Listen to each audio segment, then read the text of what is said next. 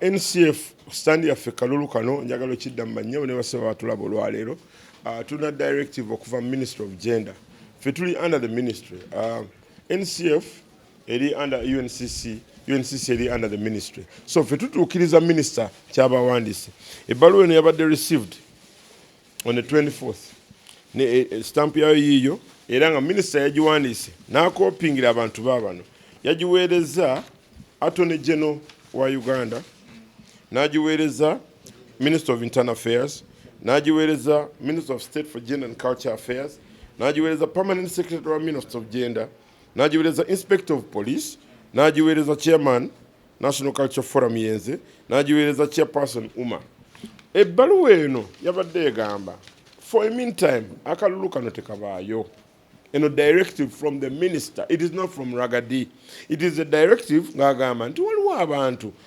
complaining abagamba nti unfairness in having only one national polling center in Kampala at National Theatre ngaliwo abayimbi abeerira abeggulu abekabongo abe amudati abekabaale nga nabo bayimbi abali mu Uma tulina 16 clusters era njagala okwebaza ababaddeko Kalamojja abantu Kalamojja bakoze kyo nga bayimbi be Kalamojja bokka bakoze kyo ne bayimba andi njagala kikugamba bayimsi be Kampala bagenze okakasa nti wali abayimbi ababeere Kalamojja nga bebo bokka njagala kikugamba nti wali abayimbi nga babeera Mbalala nga tebajja Kampala waliwo abayimbi bafa abeere Makindi kakati waliwo atalina transport ava mukono kujja kulonda ku National Theatre okusinziira ku chairman wa isi ya Uma agamba ministry tayina right eyimiriza akalulu kano because it's a private entity ekibiina si kya government kya bayimbi kiringanga bw'oggulawo edduuka n'obeera n'abakozi n'ogana obbasasula Minister of Gender and Labour bw'ejja okugamba nti twagala otereeza embeera gy'okolamu toyinza bagamba nti eno kampani yange njagala obbagamba nti bwe turegisteringa ekintu kino kasita kibeerako ekigambo Uganda means national kitegeeza nti ogenda kukwatagana ne constitution ya Uganda okkirize nti bwe kuba kulonda kuba kwa bwenkanya mazima akati okulonda minisita bwe yamaze okugamba nti twaliyo mu ministry nga 22 ne police board ya Uma anti ebigambo byonna biri wano nze saagala kumpanda bigambo mukamwa kubanga ebigambo biri wano minisita n'asaba aba URSB gye baregisteringira mu 2019 baleete obuwandiike obulaga constitution bwetambula obuwandiike obwo bwalaga nga waliwo ebintu ebitalina kubaawo ebikoleddwa ekisookera ddala bagamba nti buli omu ajja kulonda kyekisooka ekyokubiri bagamba nti Uma provides the chairperson of the executive board and shall appoint the election committee kakati omuntu ali ku executive board yalonda election committee and 3 members none of whom are candidates kakati naddamu n'agamba nti provides a list of voting members to be kept by the treasurer kati abadde treasurer omukadde ye big eye alina okukwata list y'abantu abagenda okulonda twatuuka wano ku lunaku lwe basazaamu akalulu ne babuuza chairperson wa electoral commission yabalonda bali bameka kyali kitya kakati ekyo kintu kyekivaako obuzibu oli agamba tebabba akalulu abantu mumanyi bameka be mulina kanjagala kino kimakinga straight ebbaluwa eno minisita bwe yagiwandiise teyagiwandiise mu mutima mubi yagiwandiise n'agamba nti bwe mpulira amaloboozi agavaayo ng'abantu bagamba nti ffe tuli b'e Masaka batuwe chance tulonde tetuna transport atuuka Kampala batuwe chance naffe batulondere eno kisoboka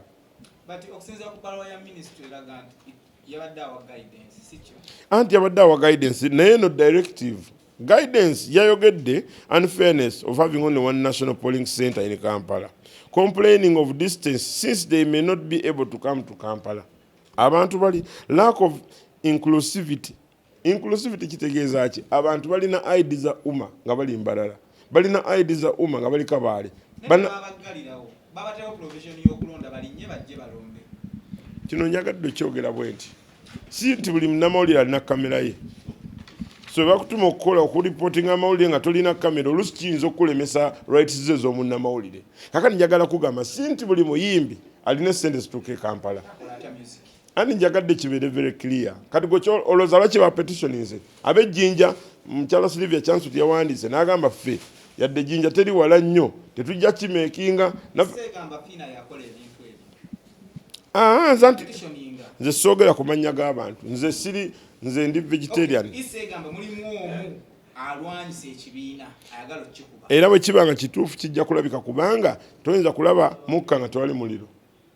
Bwe kiba nga kituufu nti waliwo okulwanalwana oba biki, okwetegereza kukuno. Akati minisita agamba okulonda kuyimiriremukko, si kuyimirire ddala, kuyimiriremukko tutereeze obugugungo obuliwo. Abantu abagamba nti naffe tulina okulonda, abantu abagamba nti tewali ssente zironda. Obusente bwe twali milioni 10 ezakola ebya digito era nebisazibwamu. Kati essaawa eno okulonda kubadde kulina kubanca, tewali ssente we zaavudde. Kati gwe kuba akafaananyi nga tewali ssente we zaavudde, abantu bano bagenda zikola batya? So ntubagamba temwandipake kulonda, okulonda tetugenda kufa olwaleero. Bwe tulindako okulonda katono ne tuddamu okwetegereza butya tuyinza okuyamba ne clusters ziri ezitaliiwo, wanga abantu bangi basobola okuyamba industry eno. Nze njagala mbagambe nti industry eno okulonda si kwa kufana kuona. Okulonda twagala omukulembeze ng'abantu bamukkiririzaamu kikisooka. Twagala omukulembeze ng'agenda kubeera ayogeza eddoboozi limu so si kwawula mu industry. So kakati minisita bw'agamba nti musooke mulinde twetegereze ensonga zino. Isi n'egamba ffe tulina okulonda, banne kiba kikyamu. Anti kibeere bwe kiti. Isi bagiwa amaanyi agategeka akalulu. Naye tebagiwa amaanyi kusukka ga minisita. Kubanga amaanyi gano, amaanyi ameemanye kikijjo tuleetera obuzibu.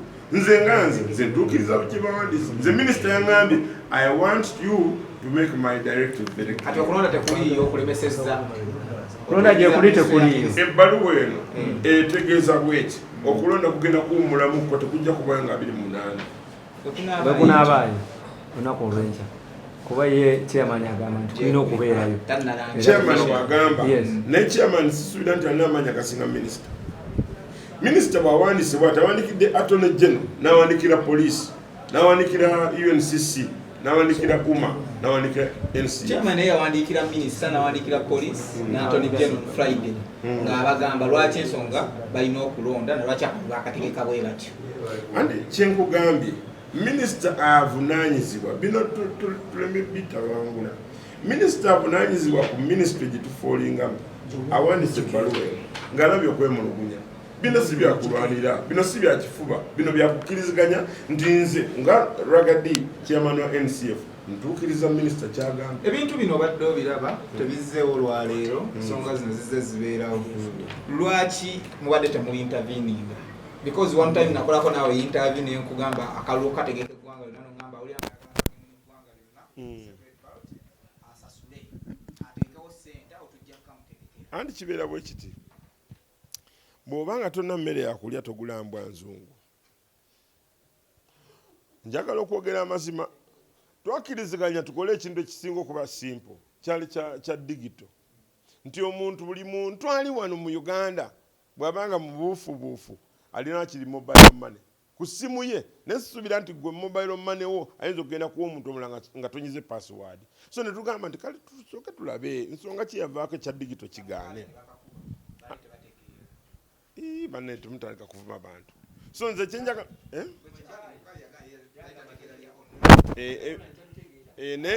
ne buli muntu ayinza okuba akalulu ka digito ate bwe baba bamulonda ku bya awards tawakana nti bayinza okuba bamulonzi computer. Kati so njagala bagamba bwe nti tubeemu n'amazima. Bw'obanga osobola okukkiriza ebintu ebimu n'ebirala bikkirize, tukkirize bannaye abayivu negayidi tubeeranga enseenene ezirwanira mu kipa nga zonna bagenda zirya naye nga baaayo. Njagala mbagambe minisita wagamba tusooke twetegereza ensonga. Maybe bagenda tufunira budget egenda okuyambako Uganda yonna eronde. Ekintu kino bakiyita Uganda Musician Association. Ntya okuteeka directive eno mu nkola ekyanondesa kuba chairman kutuukiriza mazima. Nze sirina gwe mpalana, sirina gwe nyombesa, bonna mbaagala. Abeesimbye bonna b'amaanyi, ate abeesimbye bonna bamenyiddwa, ate abeesimbye bonna balina obusobozi. Kati just omukisa ogunaagwa ku omu yajja okufuuka president. Situnagamba constitution eno giraba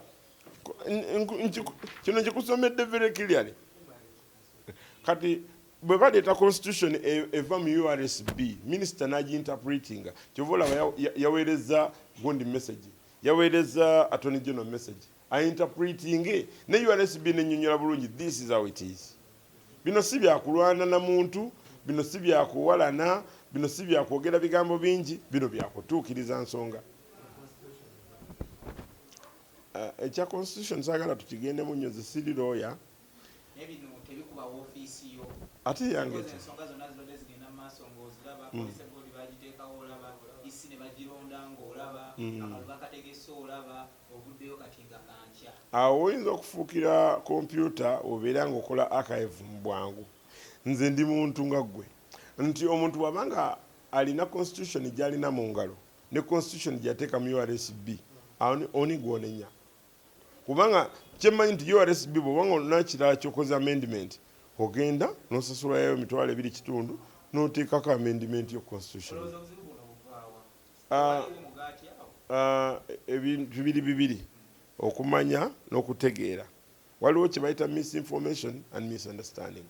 So I think tulina okutereezamu ebyo bibiri nti bano boolaba baagala otuyamba ng'oli bwajja n'agamba naye abantu nga bayomba abasi mu kyamu abakubuulidde nti oli bwagamba nti olina akajonjo ku liiso ate tomugamba nti lwaki gwe olaba kajonjo kaggyeko. Kati njagala tutereeze kino ekintu bayimbi bannange banne tuve mu byogamba nti ate kwogera bino na kwogera biri tudde mu mazima nti olwaleero tujja kulonda omuntu atuuke eggulu oba atuuke erira oba atuuke ekabaale bamugambe ffe tetwakulonda ne tukikole all inclusive abantu bano bonna tuwaye chance eyo gye babeera basobola okweronderayo then nga tukiwadde obudde kijja kuba kirungi. Minisita engeri gye yasazeewo awandiike kati wano aba agwambadde kati wagamba nti temukola kati nga mala kwetereeza kitegeeza alina budget gyagala okuteekawo. Omanyi obukulembeze n'okulonda tebiriko expiring date nga byakunywa. Njagala mbagambe nti tugenda kulindako ngenda teekawo ssente zironda Uganda yonna. Tujja kubeera tunoonya ekkubo.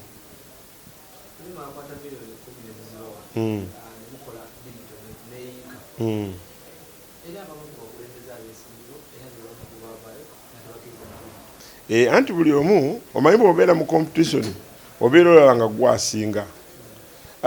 Akalulu bwe kasitopinga waliwo abaali bawangudde n'abaali bawanguddwa. Abaali bawangudde banyiiga kubanga kyabazza emabega, abaali bawanguddwa basanyuka kuba kyakola equal.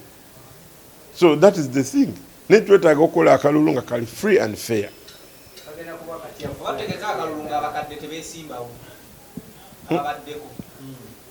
Abakadde nze kati ndabanga mmwe abatutte obudde obungi ebibuuzo bino tujja byebuuza olunaku olulala.